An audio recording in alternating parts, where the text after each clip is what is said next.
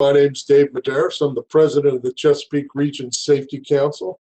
Our mission is to educate and influence people to prevent accidental injury and death. And this morning we have Adele Abrams, who is the CEO of the Chesapeake Region Safety Council, amongst other things. And she will be presenting on COVID-19 and the vaccine, as well as how it relates to our workplaces. So without further ado, I don't want to waste a lot of time talking because I know Adele has a lot to say. I want to turn this over to Adele Abrams. Thank you, Adele. On March 12th was an enforcement memo, and that is basically an interim enforcement plan. That memo, by the way, is aimed at the OSHA officials, the regional administrators and area directors, rather than at the public. So it's the playbook. It tells them what they're supposed to tell their inspectors to do. So that's pretty important as well. Obviously, you'll want to take a look at that, and there's a lot of meat there. So we have 3 new documents, essentially, all of which you have the link, all of which are from the Biden administration. There are still some relics out there. For example, the guide to ventilation that came out in November, that has not really been rebooted yet. Although the CDC, I will say, just on March 23rd, came out with a new guide for indoor ventilation. So if you're responsible for that in your workplace, you're going to want to take a look at that as well, because there are some substantive changes, and I'm plowing through that one myself. Now, MSHA, the Mine Safety and Health Administration, some people call it OSHA's evil twin, they also issued new guidance, and that came out on March 10th, 2021. It tracks a lot with the OSHA and the CDC guidance, but there are some critical differences that reflect the distinctions in the mining environment. So again, I've given you the link to that information. Now, what's going on at the state level? There's 22 state plan states, and 4 of them, Virginia, Michigan, Oregon, and California, got out ahead of federal OSHA, and they all issued their own emergency temporary standards. Virginia, they took it to the next level, and they made their emergency standard permanent with some significant changes to it. And that took effect on January 27th, 2021, but there were some portions of that were phased in. The final phase-in date is today, March 26th, 2021, which is when I'm presenting this and it's being recorded. So if you have not gone back and looked at that Virginia OSHA rule, and you have work crews that go into Virginia, even if you're based in Maryland or Delaware or DC or West Virginia, you're going to be subject to that Virginia COVID permanent rule whenever you have crews that are there.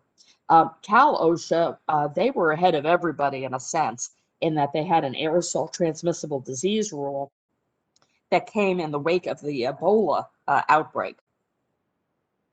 They then went ahead and that aerosol transmissible disease rule, though, was limited to the healthcare sectors, primarily.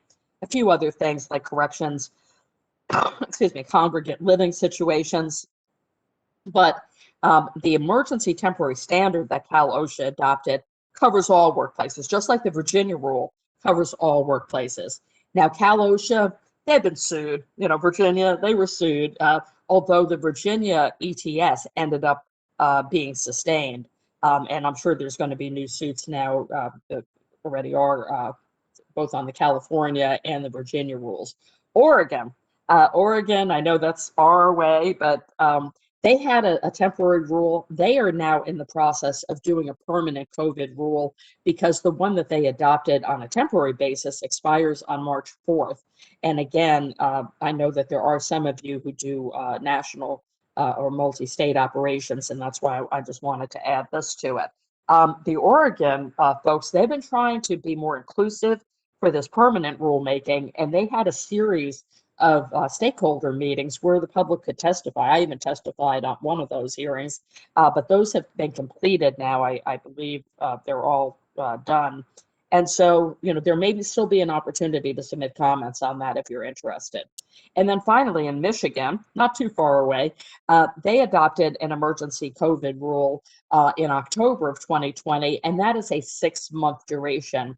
Right now, there hasn't been a lot of action in Michigan toward a permanent rule. I think most of the other state plans are taking a step back now to see what are the feds going to do. And if what the feds do is satisfactory, then there's no need for these unique state by state by state rules, which will make compliance a whole lot easier for employers. There are at present over 14 states that have some unique workplace safety restrictions or provisions relative to COVID. New Jersey is a good example. They're a federal OSHA state, but the governor a few months ago said, look, the feds aren't doing anything and this will not stand. And so they adopted through an executive order in New Jersey workplace safety rules that are being enforced by their health department. So that's a tack that some states have taken as well. Personally, I think the situation really screams out for some kind of harmonized protocols to follow. And federal OSHA obviously is the best one situated to issue that. So far, Maryland OSHA, they have not moved down that path to do a unique state rule. So that's really where things stand at this point. The remainder of the states within the jurisdiction of the Chesapeake Region Safety Council, Pennsylvania, Delaware, West Virginia to some extent, DC, they're all under federal OSHA. So that's the snapshot of what's going on here. Again, there's a lot more detail that lays beneath the surface. But I want to move on now to the vaccine issues because that's what we're all here for. And, there is still a lot of misinformation out there. I guess let me start with that. And I am not a doctor, nor do I play one on TV. I am a basic safety professional who happened to take a wrong turn and become a lawyer later in life. But I'm convinced. I've had my 2 jabs, which means I'm old. But now the ages are going down, and most people will soon be able to get it. For myself, I did not have any adverse health effects from the first or the second shot. My husband slept it off for about a day on the couch after his second shot. But the horror stories that we're hearing, at least in my community of friends and colleagues, I'm really not hearing that anybody's having any bad reactions to the vaccines. And yet there is a lot of resistance to it out there.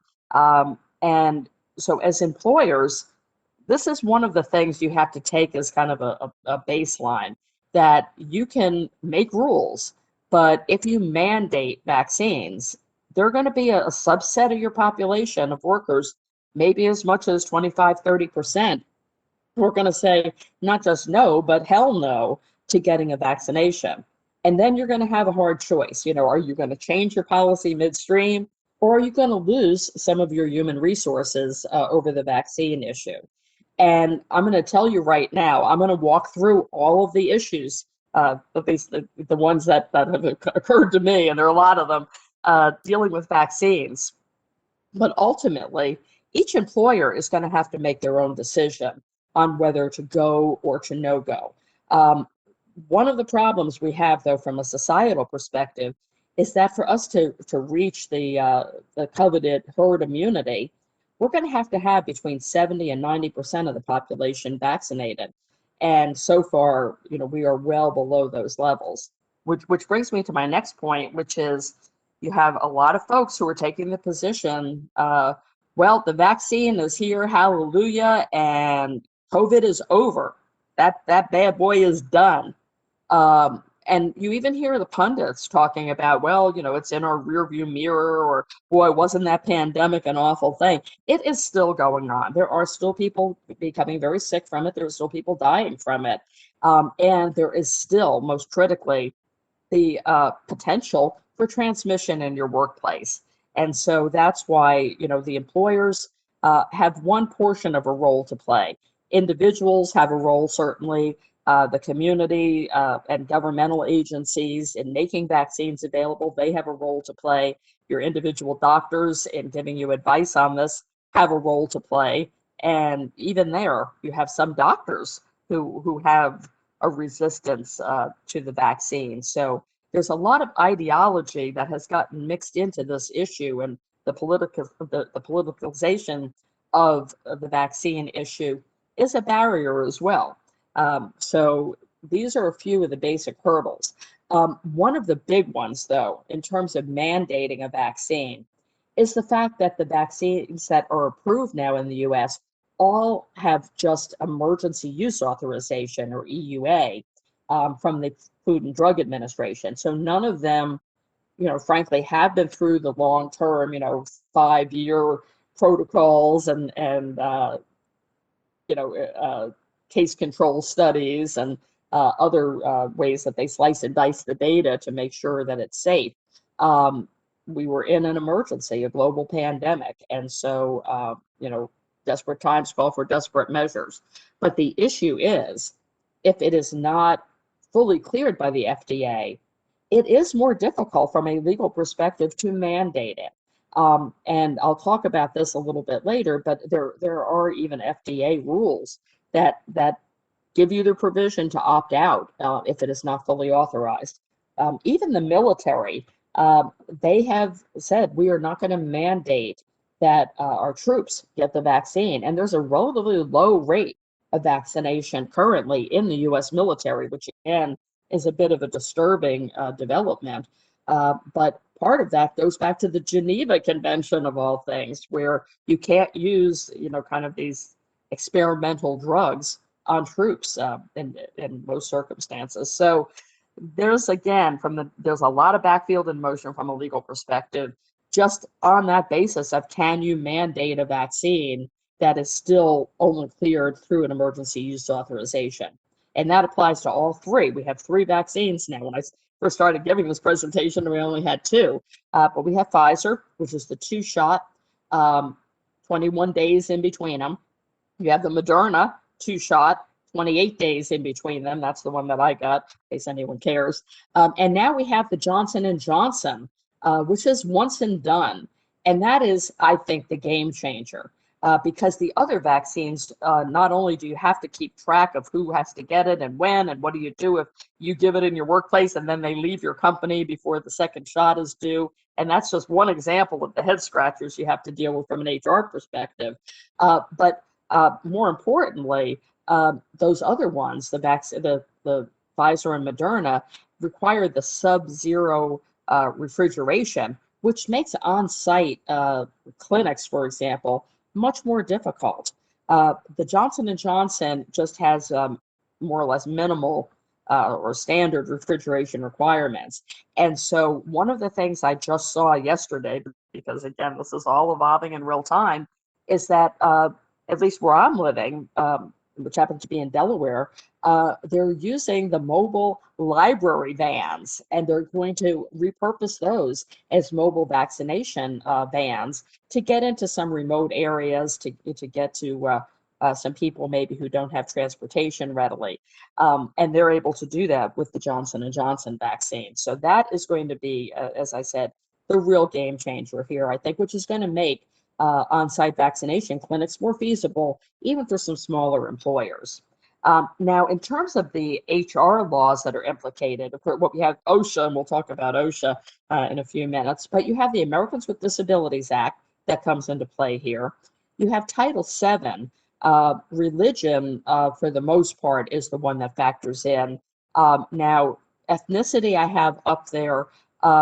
We also know race has been a factor in here as well, where there has been greater resistance among the African American community, in part because of the Tuskegee vaccine experiments, or not vaccine, the syphilis experiments back in the day, last century. They're also within the Latino community, especially for workers whose documentation may be a little bit dicey, and there are an awful lot of people in the construction sector who fall into that category, manufacturing to some extent as well. There's a fear that if they show up to a vaccination clinic, they're going to get deported. So you've got a few of those things that are going on as well. And then you've got the 4-letter words that we don't talk about as much, GINA, which is the Genetic Information Non-Discrimination Act. You have the Age Discrimination in Employment Act, and I'll talk about age in a moment, and then the National Labor Relations Act, and that would apply to union, but also it can apply to non-union operations. especially when you're making a fundamental change in the terms and conditions of employment, perhaps by mandating a vaccine. So that would be an example there. Now, the Centers for Disease Control, or CDC, they are working on a federal government vaccination distribution plan. They've made recommendations on who gets it first and how this rollout should occur.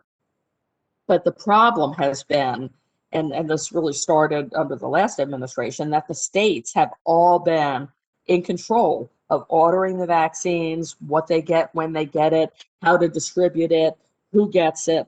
And this makes coordination for multi-state operations very, very complicated. In one state, people over 65 are the only ones who can get it. Most states now seem to be dropping it down to 50 and older. Other states are saying, well, 16 and up if you have existing health conditions. And then even between the states, what counts as an existing health condition that would make you eligible can vary. And I've seen so much debate over, well, it says if you are obese that you're eligible, but I'm just overweight, and what's the BMI that triggers it? And, people lie about their weight all the time to say they're thinner. And now people are lying to say that they're heavier so they can get the vaccine. What is COPD? What is, if I'm a smoker, I get it, but if I'm an ex-smoker, I don't. Okay, well, what if I start smoking again? And I mean, this is crazy stuff. People are thinking about putting their own health in jeopardy just to qualify for the vaccine. So don't do that. There is going to be enough available for everybody. It's coming. It may not be in your neighborhood yet. It may not have dropped down to your age threshold yet, but it is coming. But on the age point, one thing I wanted to mention is we always think about age discrimination in employment as being discrimination against people age 40 and up, and that's what the federal rule says. But be aware that there are state anti-discrimination rules in Maryland, DC, all of the other states, and some of those prohibit age discrimination regardless of what your age is. So if you're using an age factor as a screening technique, and it is not fundamentally, consistent with business necessity and job-related criteria, you may be in a position where you could be sued. And so, like I said, we always think about age discrimination being something adversely affecting the older workers over 40. But now you have a situation where the older workers are saying, hey, I have my vaccine card, 2 shots right here. And the younger workers can't get it yet. So are employers who may be resuming work and restaffing only going to be recalling the older workers who've had 2 shots? Now you're discriminating against the younger workers. So just be attuned to that. You can't use age as a litmus test in most occupations. There are very few, and they are public safety exceptions for the most part. So let's look at some other basics on the vaccine. First of all, what does it do? It works by promoting your immune system to generate antibodies that then can neutralize the virus, preventing it from attaching to the cells. There is no live COVID in the vaccine. It does not alter your DNA. It does, the Pfizer and the Moderna are an RNA-based technology. It still does not alter your DNA, and at least so far I haven't grown a third eye or anything like that. And yet, a friend of mine literally this morning on Facebook posted about the fear that, I'm not going to get the shot because it's going to alter my DNA. And this is a guy, I might add, I've known literally since grammar school. He was in the hospital with COVID from September 2020 until this week. He was in the hospital and then in rehabs. He could not go home. He was still so weak from the after effects of COVID. And yet here he is, literally his first week home, telling his friends, don't get the COVID vaccine. It's going to, change your DNA. And that is the kind of misinformation that is out there that you have to contend with in your workplace. Even people who've been through the horrors of COVID somehow are still convinced that that is a better alternative than getting the vaccine. And until we can get over that, knowledge gap, I guess, you're going to have resistance from your workers to get to doing the vaccine. But no, it isn't going to turn you into an android. It does not help me get 5G capability. And to my knowledge, I'm not getting any discount on Microsoft products. So the vaccines are safe. Very, very, very, very few side effects have been seen. Now, the second misconception is that you get 2 shots and you're good to go. That doesn't work that way. Okay, then you get 2 shots and wait 14 days and you're good to go. I'm in that posture. Yesterday was day 14, V-Day. I did go out yesterday and I wore masks and I will continue to wear masks because, and this is the important thing to remember, the vaccine does not keep you from getting COVID. It keeps you from being hospitalized and dying from COVID. And so you are still capable of getting COVID, but it's more likely to be an asymptomatic or a mild case. Secondly, you may still be able to transmit COVID. And that's one of the unknowns, really, under this emergency use authorization, is how much efficacy is there in preventing you from passing it on. So, there's a lot of folks who are saying, okay, I got my shots, now I'm going to go see Granny, or now I'm going to go see the grandkids. You still have to take precautions because you can still pass it on to people who may be susceptible. And, you may still catch it from people who are asymptomatic. Remember, the face masks, the face coverings that we wear, they prevent you from transmitting it to other people. And if everybody is masked up, that dramatically, as we've seen, can cut the rate of transmission. But just wearing the mask alone does not prevent you from getting it because they are not impermeable. They aren't an N95. They don't fit close to your face. And so, the focus now with CDC is on the airborne particulate, the very, very fine particulate that hangs in the air, kind of like cigarette smoke, for an extended period of time. Earlier, the focus had been on the droplets that were heavier, would fall fairly rapidly to the surface, and that's why we were doing a lot of surface cleaning. But these very fine particulate matter of infectious particles, they can get in and around a face mask that is not tightly sealed against your face. So you may feel like you're 10 feet tall and bulletproof after you've had the 2 shots plus 14 days, or maybe the Johnson & Johnson 1 shot. But that is not the case. As a society, we still need to take these precautions. As a workplace, you're still going to have to take them as well. Now, the other thing is there's controversy over whether you can mix and match the Pfizer and Moderna. Excuse me. Right now, they're contraindicating that. I know that there was some mixing and matching that was done over in Europe, but we don't know ultimately what the effects of that are going to be. Sorry, frog in my throat there. Now, there's also AstraZeneca hanging out there. And that has been associated in Europe and some other foreign countries and regions with some more adverse effects. However, it looks like they're forging ahead here in the States to approve that as well. So we may have 4 vaccines to choose from fairly soon. But as of right now, that is not the case. Right now, we have the Pfizer and Moderna. Right now, they're saying if you got one, it's kind of like stick with the one that brought you. And the cards are tracking those. I know for myself, and I got mine through a pharmacy. When I signed up for the first one, they automatically scheduled me 28 days later for an appointment for the second shot of the same vaccine. So hopefully most of you are having that same experience. Now, what about if you get the vaccine? What are the side effects?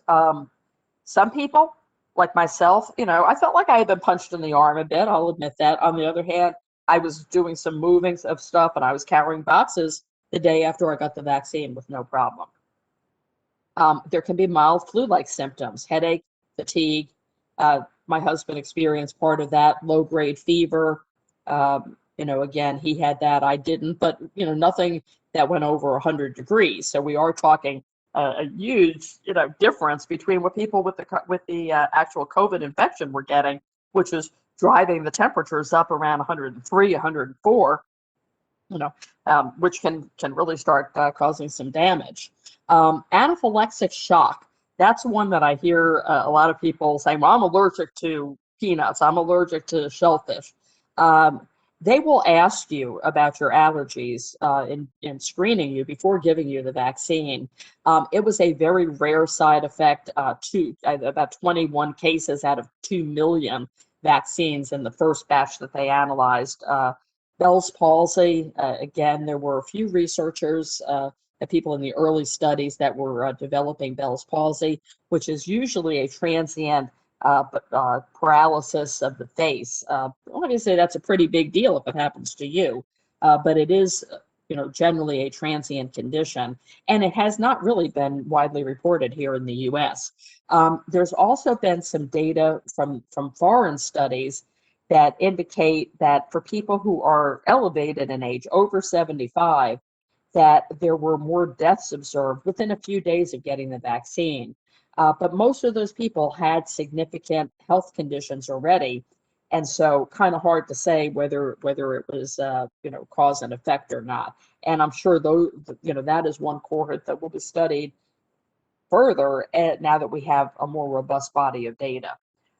Now, conversely, what happens if you don't get the vaccine? Well, in one of the early studies, looking at adults 18 to 34 who were hospitalized with COVID, 20 of them went on to require intensive care unit or ICU care, and 3% of them died. And that is in that young, healthy worker age group. But the bigger issue are the long COVID issues. And this is nothing to sneeze at, no pun intended. Children are getting this as well, where you have kind of a mild case of COVID initially, and then other health effects, whether it's blood clots, chronic fatigue syndrome, in some cases lung issues, they emerge later, and they can be disabling for the long term. There are some reports, again, we're feeling our way through a lot of information here, but there are reports that people who have long COVID symptoms and then get the COVID vaccine, their long COVID symptoms start improving. They start getting better. It kind of reboots their immune system. And again, I'm not a doctor, but this does seem to be something that is being remarked upon in the medical literature. And so if you have had COVID already, you're not immune. We don't know how long your original antibodies would last. But if you're still suffering the results of your COVID case, consider getting the vaccine and see if that helps you out, because you can get it a second time. We know that there are reinfection rates that are being seen. And now with multiple variants and mutations that are out there, we first heard about the UK version, and then there was the South African variant, and then there was the Brazilian variant, then there was the California variant. Now we have a New York one. I'm waiting for the Delmarva one myself, but I'm joking. This is going to be one of the quandaries that we have, is as the virus mutates, will the vaccines we have continue to have the same rates of effectiveness? So far, it seems like most of the variants are being addressed adequately with the vaccines we have, but there may end up being a third booster for Pfizer or Moderna down the road, or maybe Johnson & Johnson, which was developed later, and so actually so far seems to be the most efficacious against the variants. They may still need to have a booster if it mutates further. But all we can do is look at the here and now, and your chances of avoiding the illness with the vaccine are upwards of 90% in most cases. So definitely it's the better odds, I guess. Now, if you do get COVID, we all know the different side effects or lingering effects from that. Heart failure can be a big one, and one of my dear friends is grappling with this now. She was hospitalized earlier with what was believed to be COVID from a lung condition, but now they're looking at having to do heart surgery on her. Kidney failure. strokes, irreparable lung damage, also things like pulmonary embolisms, blood clots that can cause deep vein thrombosis, even lead to amputation, and severe neurological or cognitive disorders. The loss of the sense of smell and taste is something that a lot of people remarked upon as being an early symptom of COVID. What they weren't counting on is that this was going to linger. And there are people now 6 months or a year after their original case of COVID who still, can't taste anything properly. In some cases, it is causing anorexia because they really don't want to eat because everything tastes awful. Chocolate may taste like feces, for example. Things, the normal taste of things manifest as tasting like something else. So that is a big problem. And for people, who have already had enough problems keeping up enough calories, that can be life-threatening. Memory loss, they talk about the COVID brain fog. That is a real thing. And chronic fatigue. There have been many people over the years who had trouble getting a firm diagnosis from doctors because they had chronic fatigue syndrome or one of the other autoimmune disorders. Well, COVID does seem to leave a certain subset of the population with these type of autoimmune disorders. So again, this is something we don't know how long it's going to last, but we're just a little bit past the 1-year anniversary. And so we're starting to know more than we did. I guess that's the good news. Now, shifting over to the HR perspective here, and getting out of the medical field, one of the key issues is if you're going to either encourage, which is what the CDC says to do, encourage but don't mandate vaccines, you have to consider, where are these vaccines going to be given? Are you big enough to administer them in your workplace? And as I mentioned already, with the J&J vaccine, the potential for mobile health units to bring them, to your parking lot, if you have 50 or 100 workers, that may be a real possibility soon. Do you want your folks to be going to the pharmacies or the doctor's offices? If so, are they going to be on the clock or off the clock? And again, if you're just encouraging workers to get the vaccine, then it's kind of up to them. But if you're mandating it, you're probably going to have to pay them for their time. That leads to the Fair Labor Standards Act overtime issues, for example. My husband, when he got his first shot, he had to wait 4.5 hours in line. If he had been on the clock for a company, they would have been paying him for 4.5 hours of his time. I went to a pharmacy, and each time, I had that needle in my arm within 10 minutes of my scheduled appointment time. So you're going to have wild fluctuations in terms of your workers' experience, in terms of whether appointments are honored, whether it's a cattle call, are you doing a drive-through thing at an MVA or at one of the sports arenas? Typically you're going to be waiting longer there than if you have an appointment at a pharmacy. For your workers who are salaried, it's not a big deal, but for your hourly workers, if it pushes them into more than 40 hours in a work week because they're waiting in line for the vaccine at your request or your mandate, more importantly, you may be subject to paying overtime. What about if they have after effects from the vaccine? Are you going to give them sick leave for that? Is it going to be paid sick leave? Workers who know that they have, maybe a 30% chance of feeling fairly punk the next day especially after the second shot, and they're going to lose a day's wages for it, they're going to be less likely to voluntarily get that vaccine. So that is one way that employers can look at perhaps incentivizing the vaccine within the workforce. Are you going to preserve the job for people who might have more serious vaccine complications? Again, most people, if you miss any work at all, it would be 1 day, but there are a few people who might miss 2 or 3 days. How are you going to handle that, especially for workplaces that are too small to be covered under the Family and Medical Leave Act? Now, unpaid leave is all that's required with job preservation under the FMLA. But again, somebody who is, barely scraping by, maybe their spouse lost a job and they've gone from being a 2-income household to a 1-income household, even missing 1 day of paid work to get a vaccine is going to be a big deal, much less to potentially recuperate from it. So if you want people to get that vaccine, consider being flexible and liberal, especially with paid sick leave for any after effects of a vaccination. What about workers' comp? Again, this is where the nuance can make a big difference if you are encouraging the vaccine versus mandating it. If it is mandated, somebody gets the vaccine at your work site and they do have one of these serious complications from it. They're rare, but they do happen.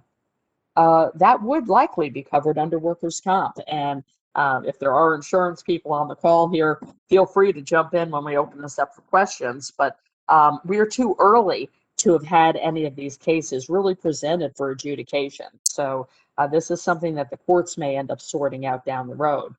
Another issue, if you're administering the vaccination on site, is the screening questionnaires, because the things that they ask you to check off before you get the vaccine can very easily reveal confidential health information that has implications under the Americans with Disabilities Act. For example, letting you know that you have a worker who has a covered health condition, whereas maybe before that, you didn't know that they did because they never asked for an accommodation on it. Once you have that knowledge that they are a qualified person with a disability, if you then, target them for a layoff, for example, that brings them into the sphere of retaliation on the basis of that protected disability information. Same thing, Genetic Information Non-Discrimination Act, or GINA.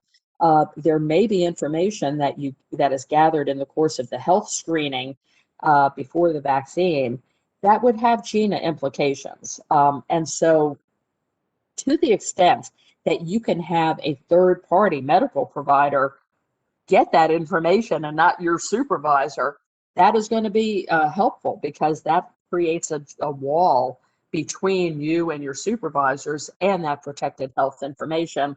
It keeps you safe from there being allegations that you've made employment decisions based upon that confidential health information. If an employer is making medical inquiries, they do have to be job related and consistent with business necessity, unless it is voluntary. So if the employee can refuse the vaccine, refuse to answer the screening questions without fear of retaliation, then fine, no problem. But if it's mandatory, now you're in the jackpot. Now, if the employee is receiving an employer mandated vaccine, but they're getting it from a third party, like a pharmacy, that does not have a contract with the employer, then ADA and GINA will not be implicated in terms of the screening. But if the employer somehow is gathering employee medical information in the course of a vaccination program, they have to keep that confidential. And that brings another word into play, which is HIPAA, because the employer cannot share that protected health information with supervisors or with others without the employee's consent, at least. So those are some of the high-level HR issues that we're dealing with. But there are more, of course. Can employers incentivize giving the vaccine, or requiring people to get the vaccine?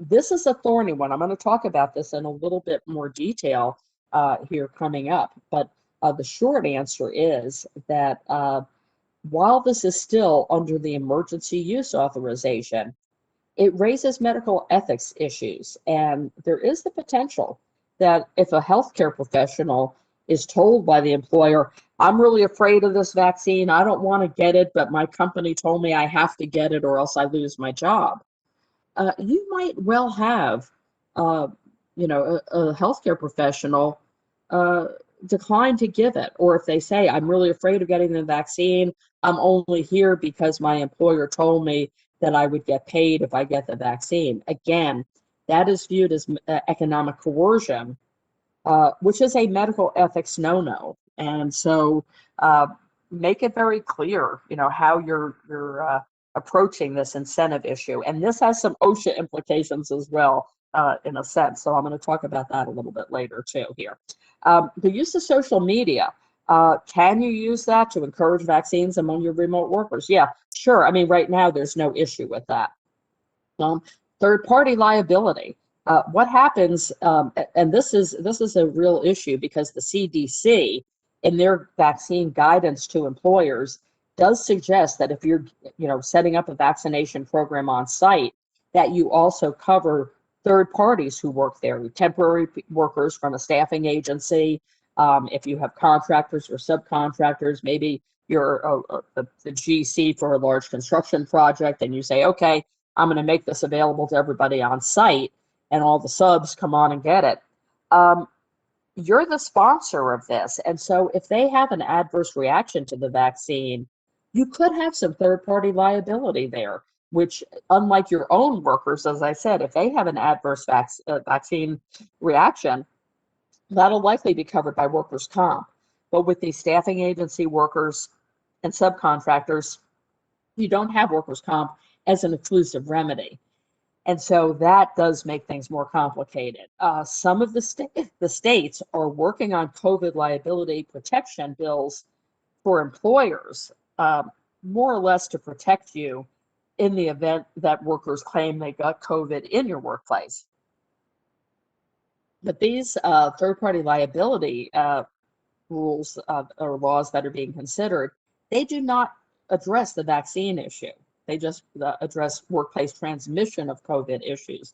So again, this is something that's going to have to be tackled probably on a state-by-state basis, because tort law, that is a state cause of action. So personal injury actions, wrongful death actions, they would be subject to the Maryland, Virginia, DC, Pennsylvania, Delaware rules in terms of what can be brought for wrongful death and personal injury. Now, in terms of workers' comp, if you impose this as a mandate, not only are you likely to have to pay for the vaccine and the time getting it, but the medical complications will likely be compensable versus the elective vaccination program. Now, under the EEOC and OSHA guidance that came out under the Trump administration, they said the employer can mandate the vaccine. Right now, the EEOC guidance from December of 2020, which was developed under the Trump administration, that is still what's up there as of yesterday. I haven't checked again this morning, but we have a brand new head of the EEOC appointed by President Biden. There are new EEOC commissioners being appointed. And so we may see, and in fact, I would say we probably will see some modification of the EEOC guidance relative to COVID. This is another one of these websites that you need to bookmark and check back on pretty regularly. Also, there may be more executive orders addressing vaccines, so stay frosty on that as well. Now, if you mandate the vaccine, excuse me, very froggy this morning here. No, it's not COVID. If you mandate the vaccine as a term and condition of employment, that is going to trigger collective bargaining agreement implications. If you have an agreement already, you're now adding a new term and condition, and that needs to be negotiated. But even if you're in an open shop, usually if you're adding something substantive that was not part of the conditions when someone was hired, it's a good practice to offer some kind of consideration, maybe a gift card, that can raise these medical ethics and coercion issues though. So, a $5 or $10 gift card to, one of the coffee or donut shops, that's probably not going to rise to that level. But you start offering, a $100, $200 Visa gift card or something, that might be something that somebody, would change their mind and overcome a religious or other objection to. So that's where the coercion stuff comes into play. It's kind of like safety incentive programs, frankly, which under the Obama administration, they said that some of those were now illegal. Then the Trump administration said, no, you can do those again. And now we are looking at a shift back to the earlier interpretation about coercion in safety incentive programs. So, OSHA could take a hard look at those kind of incentive programs as well, especially if a worker says, you know what, I did not want to get that vaccine. I am scared. I think it poses a risk to my safety and health, but the employer incentivized it. that could get OSHA's attention. And again, those fears largely, illusory in terms of whether you're going to have bad side effects from it. But it is something that you still have to address on a case-by-case basis with workers. But what about those objections to the vaccines? Well, holy moly. When I started looking into the data on this, I was kind of shocked myself. As of December, 55% of New York firefighters who were surveyed said they would not get the vaccine. And that was a survey done by the Firefighters Association. That's scary because they are in the front lines, as first responders. They are much more likely to be exposed to COVID and potentially carry it home to their families.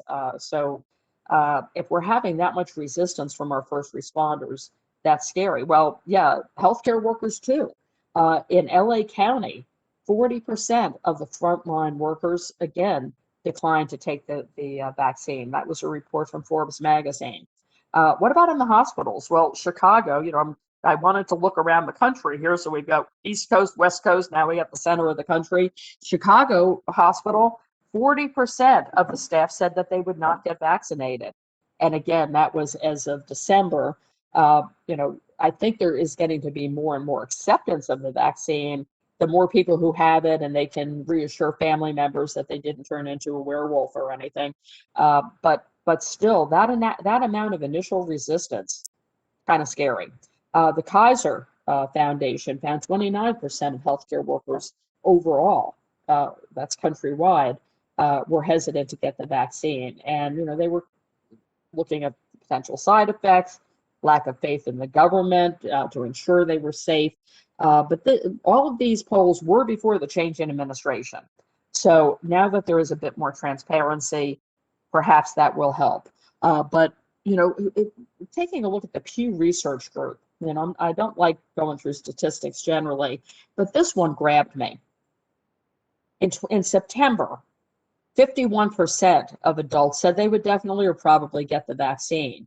But that was down from 72% back in May of 2020, who said that they would definitely or probably get the vaccine. So the closer we got to the vaccine being available, the fewer people wanted to get it. I mentioned the politics of it, but the one group is Republican men. They have the highest resistance. I believe it's at this point over 50% to getting the vaccine. Republican women, it's about 30% resistance. And then on the Democratic side of the aisle, the majority of people seem to be pro-vaccine. But the virus doesn't know what political party you're registered to vote for when it goes up your nose. It only knows what it has the potential to do to your body.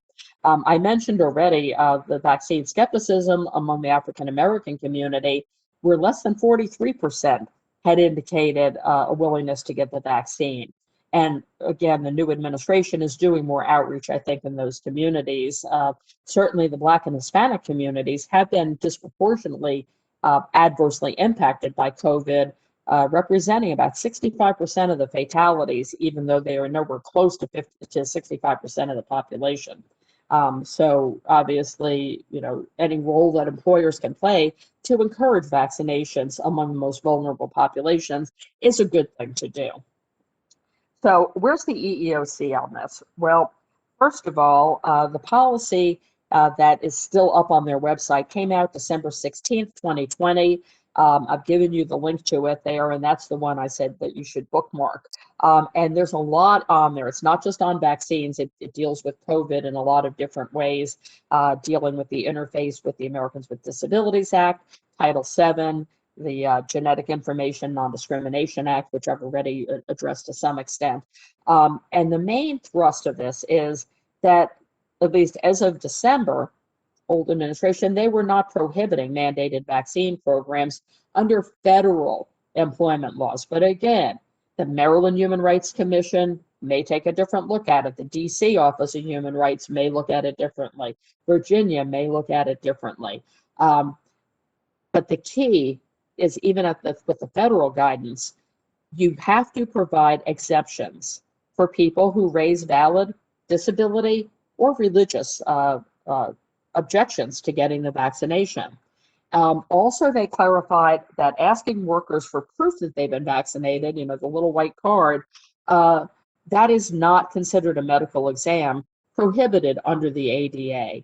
But the issue is if someone says, well, I don't have the card, and the employer says, why? And the employee says, well, actually, because I have, syndrome, and the doctor told me it wasn't safe for me to get it. Bam! Now you know that you have a worker who is covered under the ADA. Now you may be in a position of having to make other accommodations for them, but also you can't use that information in terms of employment decisions.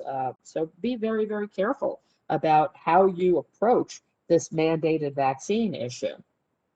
Also, avoid terminating workers because they have not gotten the vaccine unless you determine whether there are accommodations such as continued remote work or if they have protected rights under other employment laws, some of which we've talked about already.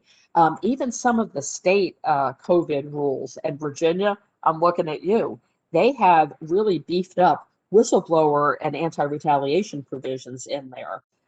So make sure that you understand what those are. Recognize that under the Family and Medical Leave Act, you may have to give intermittent leave, and that may in the future be expanded upon by subsequent executive orders. It may be addressed in a federal emergency temporary standard as well, because that is a federal statute, so there could be some interface between the federal OSHA Act and the Family and Medical Leave Act. But here's where the FMLA gets interesting. It only applies to workplaces with 50 or more workers within a 75-mile radius. So you might have 3 work sites that each have, 30 workers, but as long as they are, within a 75-mile radius, each of those workplaces will have to comply with the FMLA. It's not just having 75 people, or should be 50 people or more at one work site. In addition, the federal FMLA provides for 12 weeks maximum for qualified workers of unpaid leave, and you have that job preservation requirement. There are some exceptions for key employees and a few other things, including workers who've had less than 1,250 hours in the previous year. And with COVID, a lot of people worked less than that. So that's going to be a further complication here. But you also have to have worked for the company for at least 1 year. And then you get 12 weeks of leave. Okay, that's easy, right? No, not so fast. DC gives 16 weeks. So you have to look for unique state provisions that could expand the leave that people can take. And then the intermittent leave, let's use the hypothetical worker who has long COVID and it's left them with chronic fatigue. They might feel okay to work, 3 or 4 days a week, but then they're exhausted. So they might opt to use 2 days a week of FMLA leave until they've exhausted 12 weeks worth of 2-day at a time segments. They would still be covered by that. And of course, like with other federal employment laws, the FMLA does have anti-retaliation provisions. Now, vaccinations are not considered themselves to be medical exams under the Americans with Disabilities Act. But as I've already mentioned with respect to HIPAA and GINA, certain pre-screening questions may implicate the ADA, even asking somebody if they're obese. Obesity, if it is a medical condition, is covered under the ADA. And so, there are lots of medications and other medical conditions that can render someone obese. It's not just all about eating the pint of Ben and Jerry's every night. And so you can't make assumptions that just because someone's obese, it is not protected. More likely, it would be a protected condition. To avoid being considered a medical exam, try to limit the questions you ask about a worker's disability or current health conditions. And that's why, again, if you can have a third party do that questioning, that's the better way to go. We've already talked about the fact that you can ask questions as long as it is voluntary. But if they choose not to answer the questions, you can decline to administer the vaccine, but you cannot retaliate against the worker for refusing to answer the medical questions. And then you have to keep that medical information confidential that you obtain in the course of the vaccination program. One of the wildcard issues here is if you end up building this in, the vaccines, into a medical surveillance program, and the worker is going to the doctor anyway, say for silica screening, and then you have them get the vaccine while they're there. If that all gets built into one record that you get, you may have to keep that for the period of employment plus 30 years under the OSHA Medical Records Access Rule 1910.1020. So if you're getting the information that they got a vaccine from a third party, you're not getting access to their questionnaires, though, so that screens you off. And again, right now, requesting proof of the vaccine alone does not implicate protected information. But if you ask them why they weren't able to get that little white card, that's where the disclosures may implicate some disability conditions that are covered under the ADA. And then, that opens up the dialogue about asking for reasonable accommodation and what are the obligations of the employer in those circumstances. And we're going to talk about all that here. So first of all, can you compel them to take the vaccine? The paradigm on this, sorry about that, the paradigm was the flu vaccine. And that's really what the EEOC started looking at when they put this guidance together, because this is, a blank slate that we have in terms of the COVID vaccine. So the short answer is no. You cannot mandate that workers get the vaccine regardless of medical condition, health protections under the ADA, or religious beliefs. And there are certain religious faiths, Jehovah's Witness, Christian Science are two that come to mind, where I am reading that workers are invoking their religious objections to getting the vaccine. Some other types of vaccinations, that have relied on, say, pork products in the past, those have faced religious objections from some of the faiths, Judaism, Islam, that prohibit their followers from using pork products. There's been a big blow up, as we know, even here in the U.S. now, about religious exemptions being raised over the fact that some of the vaccines may have originated from stem cells that could be associated with abortion. The Vatican, the big enchilada, or the pontiff, he said, get the vaccines. And yet in the U.S., we have some bishops in local parishes that are saying, no, don't get the vaccine. So that is a big problem. And if somebody evokes a religious objection to the vaccine, you're going to have to respect that. That's the bottom line by the EEOC. Now, if someone raises the disability exemption, that is going to trigger the reasonable accommodation analysis under the ADA. And also, it's going to implicate the affirmative defense of direct threat to safety, which is where in certain circumstances an employer can exclude someone from the workplace if they would pose a direct threat to the safety and health of themselves or others. We've used this, some of you may have heard me talking about medical cannabis in the past, and that is one of the defenses that the employer can raise to the accommodation of cannabis or opiate use in the workplace, just to give you a little parallel there.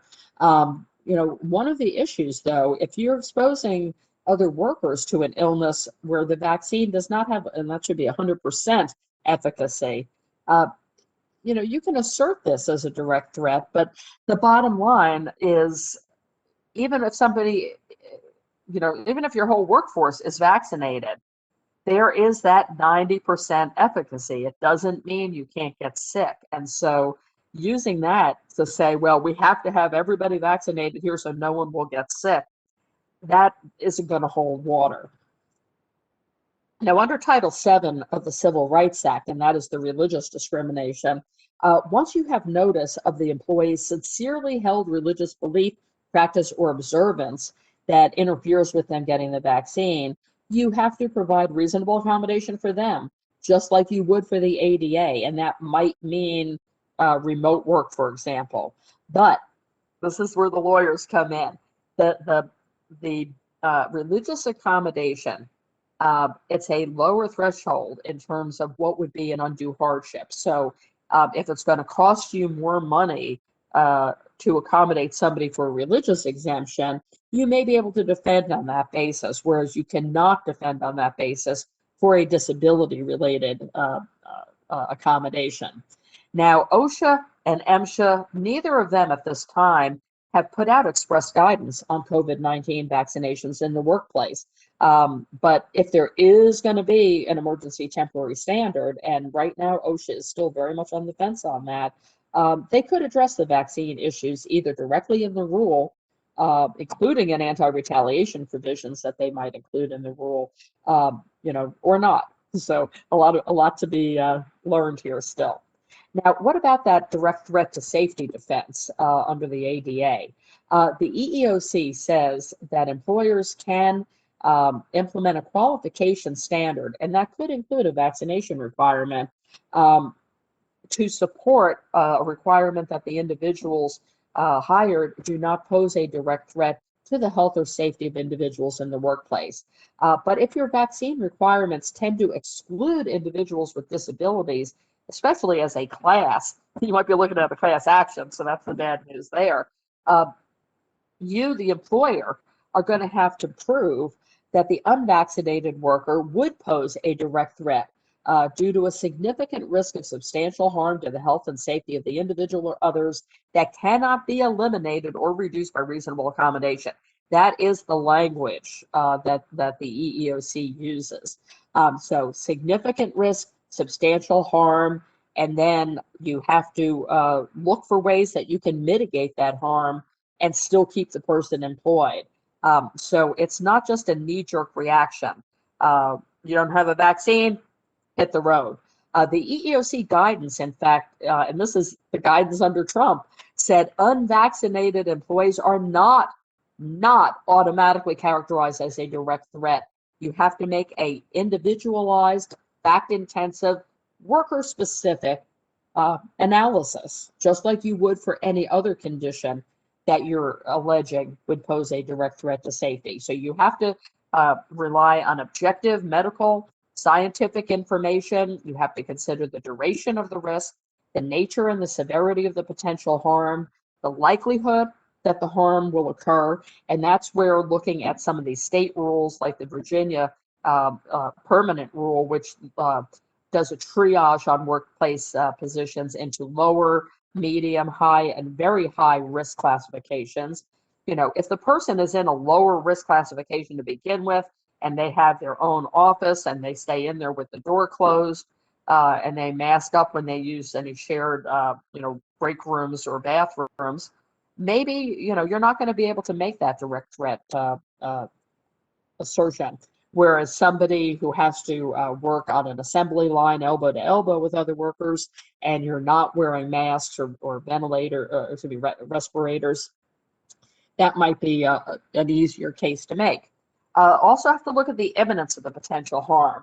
And this is another one, where the more people who are vaccinated in your workplace, the lower the imminence of potential harm by having a few people who, for religious or in this case medical conditions, have to step out of the vaccination program.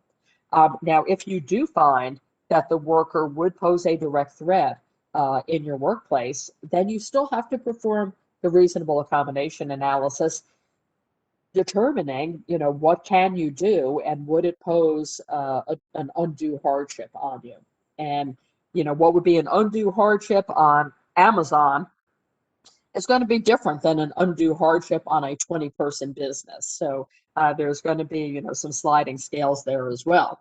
Now, under the GINA, the Genetic Information Non-Discrimination Act, the EEOC says it is not implicated, at least on its face, by the actual administration of the vaccine or the requirement for the proof of vaccine, because that does not require the disclosure of genetic information to make employment decisions.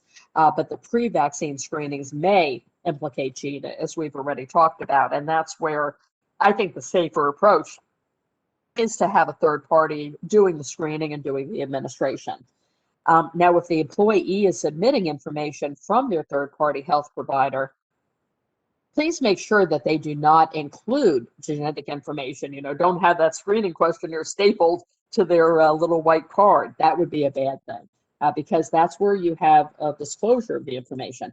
If that happens inadvertently, the EEOC will not hold the employer liable under GINA, but it's still easier just to not get that information in the first place. Then there's no question of whether any employment decisions were motivated by it or not in the future. And GINA, people may be saying, well, why in the heck would that be an issue with vaccines? It really isn't. I mean, what they're concerned about here is non-selecting workers, with the outset, because they maybe have a family history of cancer or, some other diseases. And that's really what the root of this was. As more and more information, became available, the concern that people might not be hired because their health premiums for medical insurance might be higher. That's really what the root of this was, but it has now spilled over into the vaccine area. Now, what about labor law implications? I mentioned this earlier, and an employer's decision to require some groups of workers to be vaccinated, but maybe not all of them, as a term and condition of employment, that is likely to require bargaining if you have a represented workforce. So I have some companies I work with, one I'm thinking of up in Jersey, they have 3 different unions in their workplace. And so you may have to bargain separately with each operating or organizational unit that you have in there. And in the end, your vaccination programs may look a little bit different from the ones you have with the Teamsters to the ones you have with the operating engineers and the ones that you have with the chemical workers, depending upon the nature of your operations.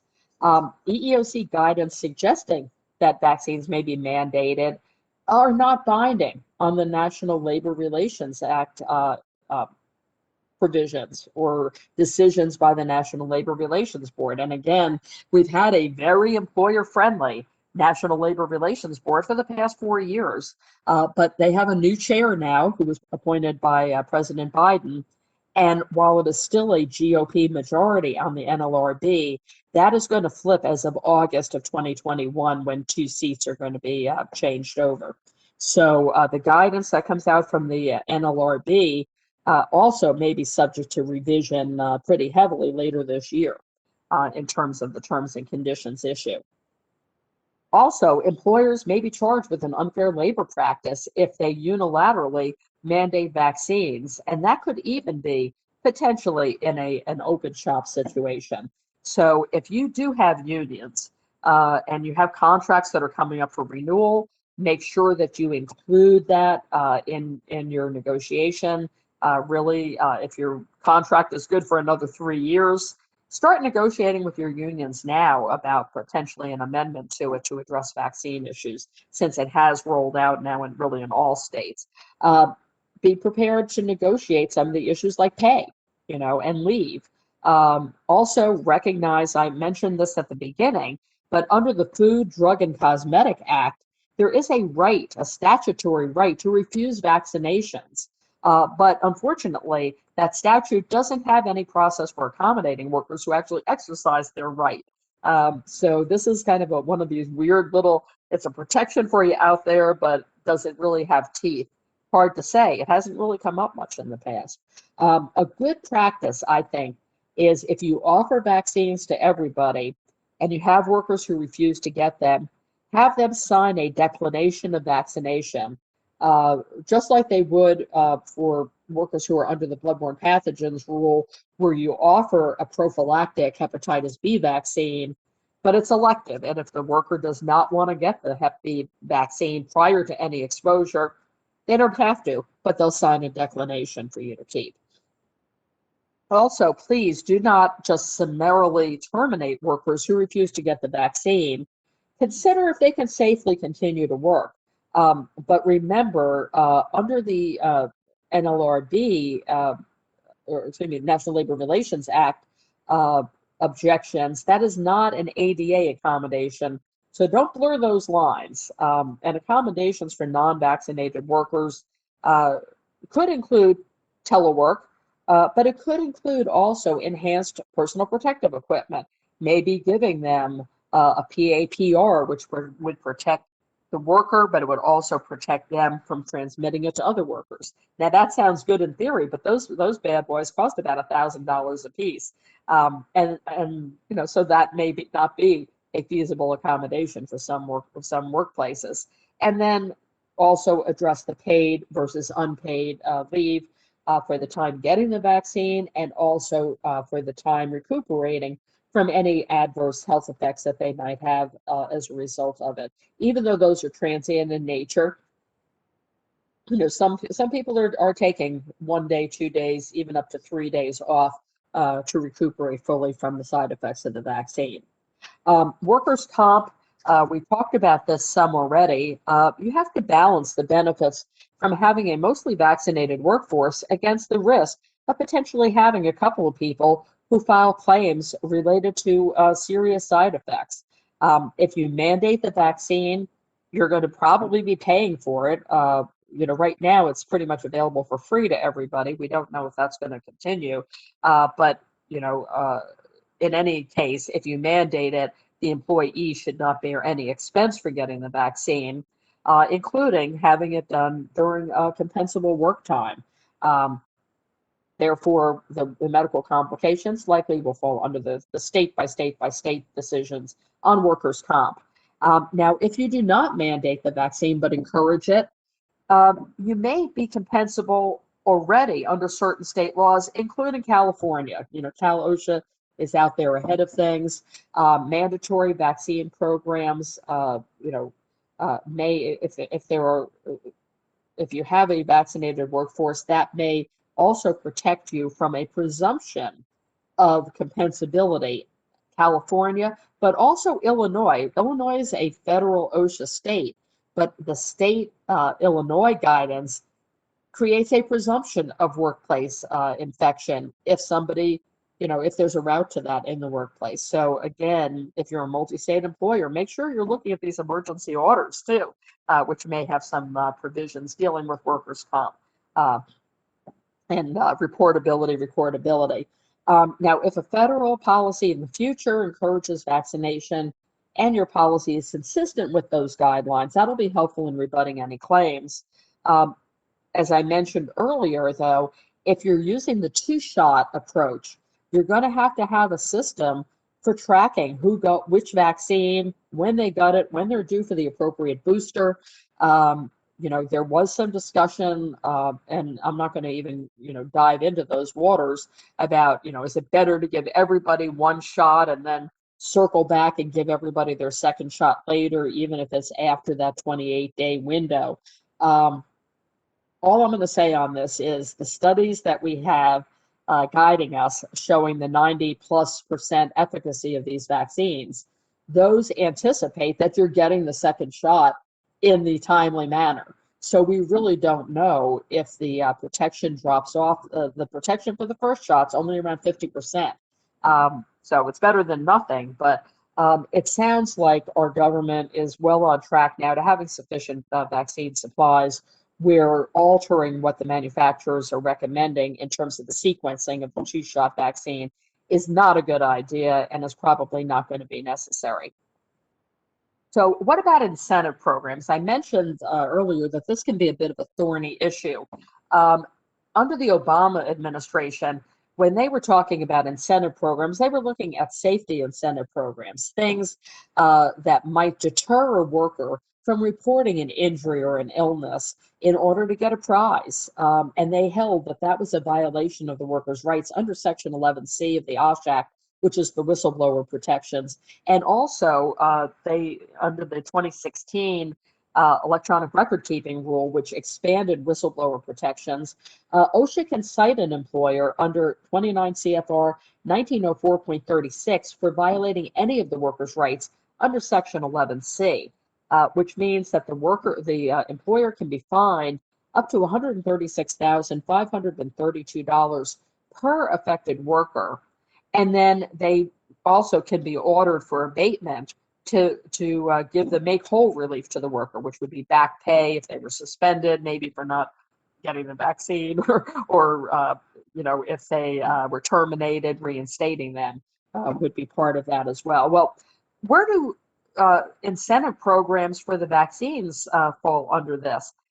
It is unclear, I guess is the best thing I can say as an attorney, because unquestionably, the vaccines can cause health complications in some workers. And therefore, a worker could legitimately say to OSHA, I'm being forced to get this vaccine in order to keep my job, and I am afraid because I have, pick a condition, MS, lupus, cancer, that I'm in my third trimester of pregnancy. I'm concerned about the health effects of this. OSHA could decide that refusal to get the vaccine is protected activity, and then that would bring them into the game here.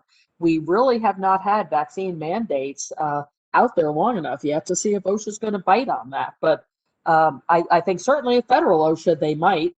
Maryland OSHA, maybe not. Virginia OSHA, which has beefed up protections for workers for COVID-related retaliation, they probably would go down that road. So, you feel lucky, I guess that would be the question.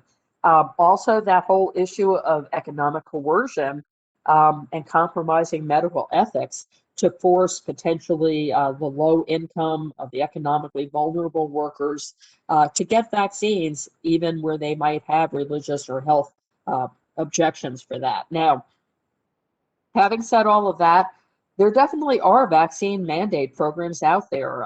Some of the more publicized ones that have been written up in the press, Aldi supermarkets were offering workers 2 hours with pay for each of the vaccine doses and said they would not lose pay if they missed time from work. They also offered to help pay for the shots. And again, they're free right now, so I'm not sure how that all plays out. Trader Joe's, Dollar General, they offered extra hourly wages to get the vaccine, but they are not forcing workers to get the vaccine at Dollar General. So there's kind of an example of a hybrid program. Instacart, they're offering $25 extra for their eligible workers and contractors to get the vaccine. $25, probably not enough of a life changer where that would be considered to be, morally or legally compromising. The airlines, a number of airlines came out and said that they were going to require their workers to be vaccinated. Again, with the stipulation that workers who have protections under the ADA or religious exemptions, they would still be protected by the EEOC guidance that we already talked about. So, to kind of wrap up here, and then I will be happy to take questions. First of all, in terms of the compensability of either COVID cases or complications from the vaccine, you can rebut this by showing compliance with public health guidelines at the time of exposure. If federal guidance, as it does now, encourages vaccine, and again, I would refer you to the CDC guidance. Constantly stuff is being updated, so bookmark and then go back and check. But their guidance on vaccines right now says that employers should encourage them but not mandate. So if you're following the CDC and NIOSH, OSHA guidance on this, that's going to be very helpful evidence if there is a discrimination claim brought against you. You may also decide to have different vaccination policies based on job duties. Is it a public-facing position, or is it, a backroom position? Do workers, like I said, stay in their own office with the door closed all day, or are they in a congregate setting? What is the anticipated COVID exposure? Use those state emergency standard classifications to your benefit in terms of deciding, at least priority, who should get the vaccines first if you need to approach it that way. And the CDC does recommend staggering giving the shots to allow workers to recover so that you don't have everybody maybe having bad side effects potentially on the second shot at the same time, which could impact your ability to serve the public or your production activities. In addition, have a procedure in place to track the workers who've been inoculated, their initial shot and then the booster, unless they're getting the one-shot Johnson & Johnson. Keep track of who has signed a waiver. Make sure that it is for bona fide either health or religious reasons. Do consider providing paid time off for workers who get the shot to allow them to recover. Again, you're going to have a lot more receptiveness to getting a vaccine if workers know that they're not going to be dinged in their paycheck in the event that they have to take a day or two off. And then look into telemedicine options for workers who have adverse reactions so that they can talk to somebody and, maybe be talked down off of the cliff if they're afraid that what they're experiencing is not normal. They'll be able to get some quick input from a medical professional. You, the employer, should not be giving that medical information and saying, oh, don't worry about it, just walk it off and get in here to work. That isn't how it works. So, having a telemedicine option also, again, screens off the employer from getting direct health information from the worker, which you really don't want to be getting in an ideal world. So where feasible, have those third-party providers administer the vaccine, coordinate with them on the verification process, make sure they're only giving you the little card, make sure you're not getting the full health screening that preceded it. Also, keep a finger up in the wind, see what's going on in your industry.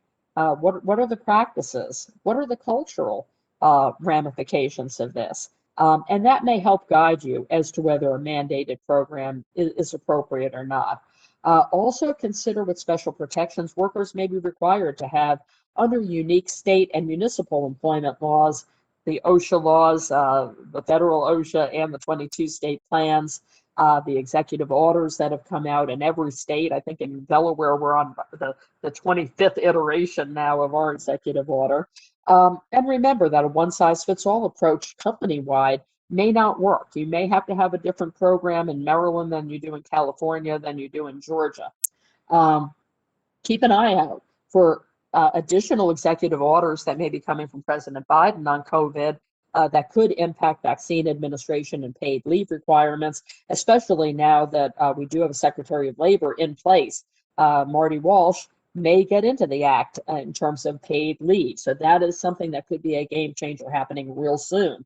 And consider that under the January 2021 executive order, President Biden specifically said workers who refuse a hazardous job related to COVID will be entitled to unemployment insurance. That is a big one, but also they have work refusal rights under Section 11C of the OSHA Act and also Section 105C of the Mine Act. So for those of you who might have cement or quarry operations, remember that they have workers there, the miners have similar protections under the Mine Act as well. The difference being that if you violate their rights under the Mine Act, MSHA can fine the company up to 75 grand, and also any supervisors who participated in the discriminatory action, they could be personally fined up to $75,000 under the Mine Act as well. You don't have that exposure under the OSHA Act, so it is a bit different there. Finally, when implementing potentially vaccine mandates, recognize that you may lose some of your human resources due to this resistance. That may slow down production. That may create bad PR if somebody, goes to the Baltimore Sun and does an article about how you discriminate against people on religious grounds. That is not going to play well in your favor. So if you choose not to mandate vaccines, remember at the same time, the flip side of the coin is that OSHA imposes a general duty on you to provide a workplace free from recognized hazards that could cause death or serious injury. So follow the OSHA and CDC guidance for your industry sector. Do an individualized assessment as to whether the ADA direct threat to safety affirmative defense applies. Don't impose mandates that employees can't satisfy because they're too young to get it in your jurisdiction, or maybe they're remote and there's no way that they can afford to travel to where the vaccines are being given. See if you can help with that.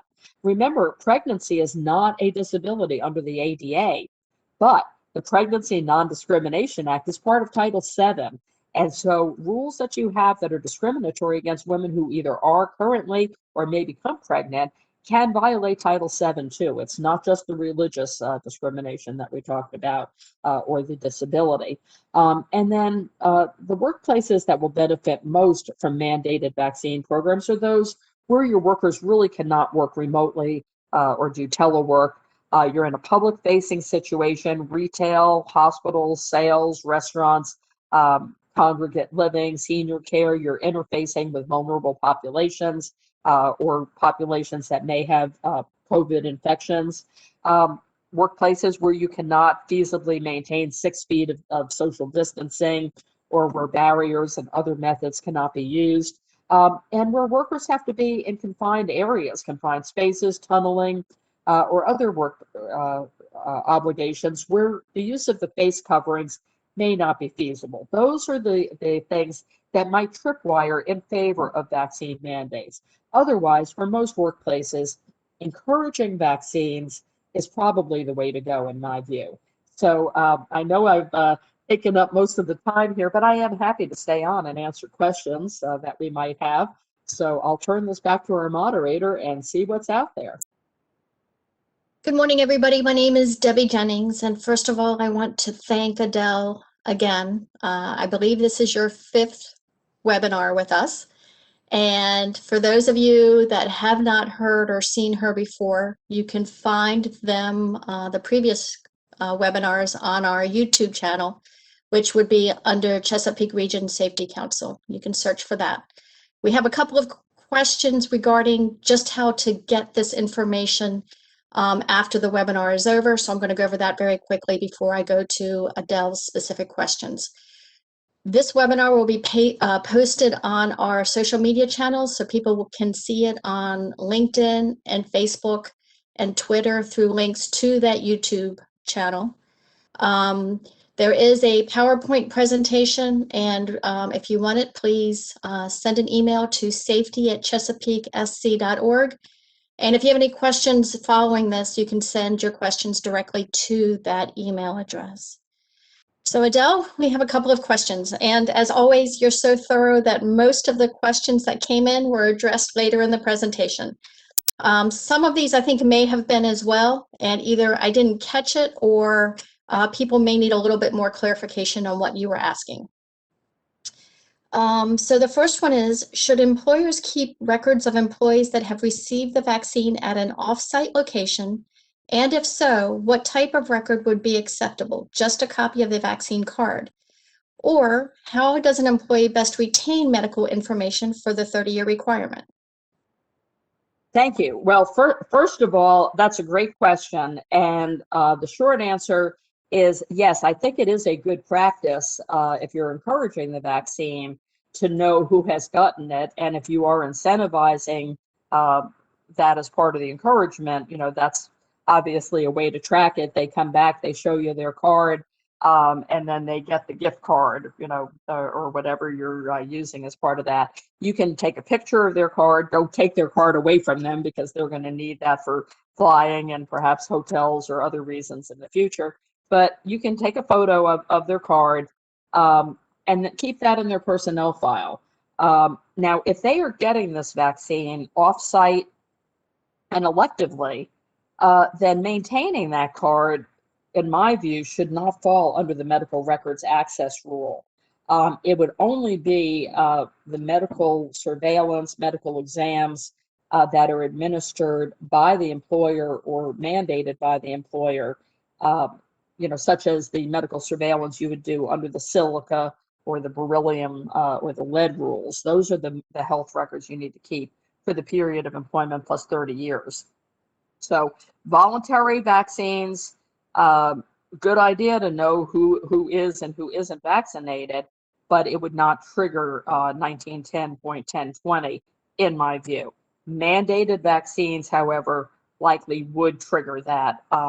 And again, in terms of storing it, if you are in that position, electronic storage is the way to go, but make sure that the media that you use for storing it is something that is going to work. I've talked about this, when I've done silica training as well. I remember when we all thought that those little three-inch floppy disks were, you know, the cat's meow, and none of us have computers that'll play those anymore. You know, we all thought CDs were the thing, and yet, you know, anybody who made, you know, music CDs back in the day are seeing that there is dropout of data on some of those now, and you know, thumb drives now seem to be, you know, part of it. That can be problematic. Storing stuff in the cloud. I have a client who lost all of their cloud information, all of their record storage on safety and health records. So, you know, you may want to have a hard copy in the file someplace, but again, the distinction on this question is if it's mandated vaccine versus voluntary. Okay, thank you. Next question. Is it likely that long-term COVID effects such as neurological problems could eventually be covered by the ADA? They already are. I mean, the causation of a health effect is really not at issue in the ADA. You know, you're covered if you, you know, lose an arm because of COVID blood clots, or you lose an arm because of an auto accident. So the mechanism of ending up with the long-term health condition really isn't at issue. And when you look at long COVID, absolutely, sensory interferences such as smell and taste. If that is long term, usually more than 6 months is the rule of thumb that the EEOC has used for ADA purposes. That could be covered because it could keep you from smelling a chemical hazard. It could keep you from smelling smoke. You know, so that does affect major life activities, and that is the definition in the ADA. Is it a physical or mental condition that impacts substantively impacts a major life activity? So any of the senses are implicated there, but also mobility. You know, if you're breathing, you know, if you now have to use supplemental oxygen, you'd be covered under it there, as well as the brain fog, because again, mental conditions, that is covered under the ADA too. Okay. We've had a couple questions on this particular issue. If an employer requires the vaccine and an employee has an adverse reaction that meets one or more of OSHA's recordability criteria, is the case recordable? I would say yes, if it's mandated. If, again, an elective vaccine, no, because you know they would have the same effect whether or not they were working. But if you're mandating that they get the vaccine and then they have to take a couple of days off of work because they're having migraines from it, they're suffering a fever, maybe your state law says they can't come into your workplace because their fever is over 100.5. Then yeah, that would be a work-related days away from work or restricted duty, you know, or medical treatment. The administration of the vaccine itself would not be considered medical treatment to make it recordable because you're not treating any health condition that exists in real time. But the after effects of it, again, if it is given in the course of your normal work activities, in my view, they're restricted duty days away from work that would go on your log. Is it possible to elaborate a little bit more on whether strongly encouraged vaccines are considered more on the mandated side or more on the voluntary side?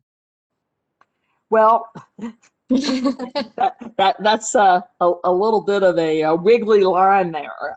You know, I mean, encourage means you should do this, you may do this, you might do this. Mandate is you must do this, you shall do this. So first of all, the wording that is used in the directive from the employer is one of the things that you would look at in terms of whether it's mandated versus elective. But you also would look at, you know, from the employer's perspective, what are the consequences if you say no? If you say, you know, I'd rather not, and you know, I see from the questions there definitely are some people here who are concerned about you know, getting the vaccine. You know, how are you going to deal with it then? And if your reaction to somebody saying, yeah, thanks, but no thanks, I'm good, is to say, okay, well, you're going to be laid off then until this is no longer a pandemic, then it's a mandated vaccine, in my view.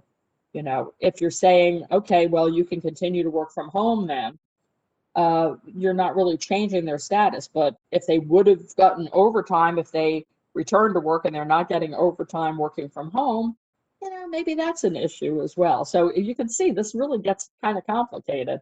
You know, again, read the CDC guidance on encouraging vaccines, because it's really good. They did a nice job on it, and it goes through different scenarios about how to approach it, including, like I mentioned already, what if you have a multi-employer workplace, you know, bringing in those third parties like the temporary workers, the day laborers, or even subcontractors into your programs.